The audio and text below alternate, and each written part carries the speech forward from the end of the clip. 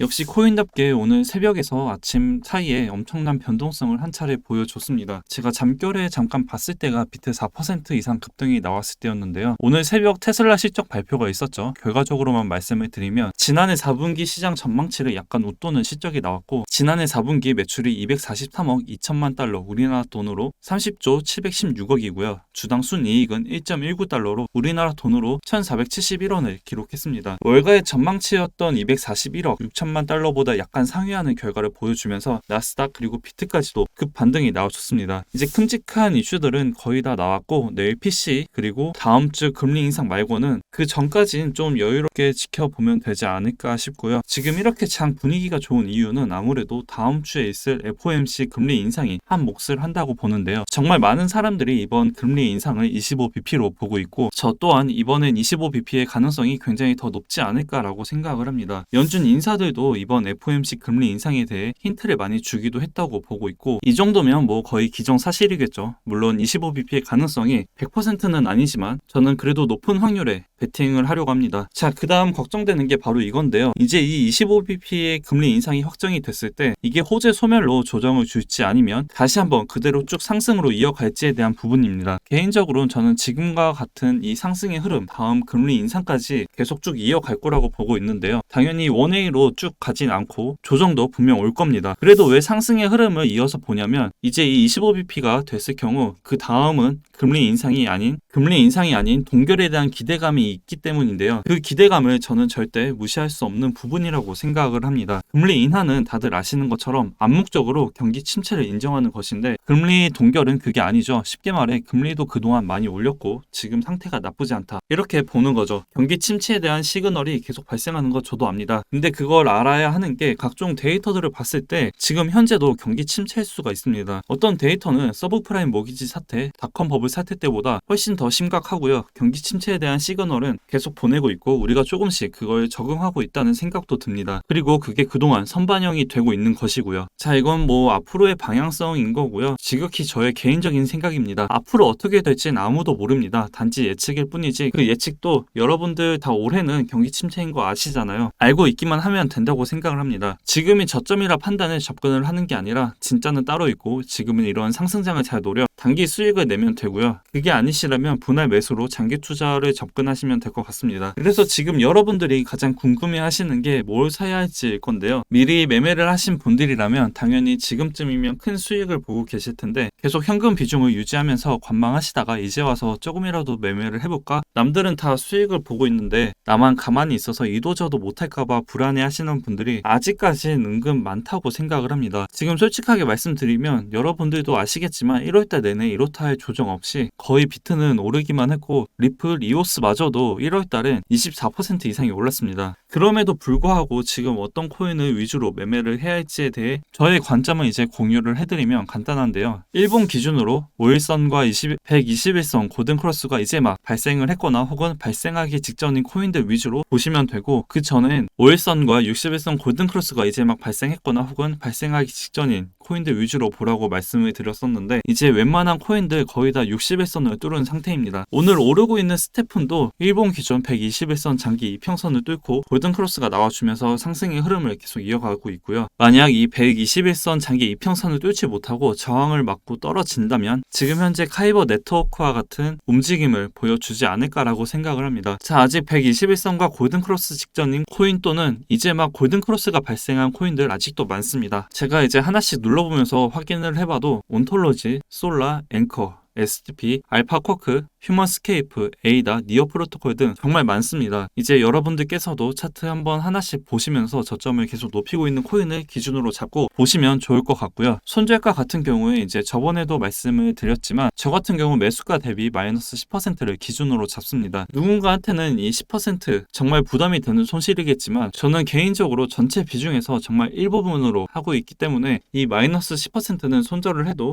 솔직히 마음은 아프겠지만 이 손절로 인해 복수 매매 혹은 혹은 멘탈이 흔들리진 않습니다. 그렇기 때문에 여러분들도 여러분들의 기준에 맞게 손절가를 잡고 대응을 하시면 될 것 같고, 제가 아무리 이런 손절가 기준을 말씀을 드려도 이건 제 기준이지 여러분들 기준이 아니기 때문에 이렇게 손절가를 잡는 방법을 참고하셔서 꼭 여러분들께 맞는 손절가를 잡으셨으면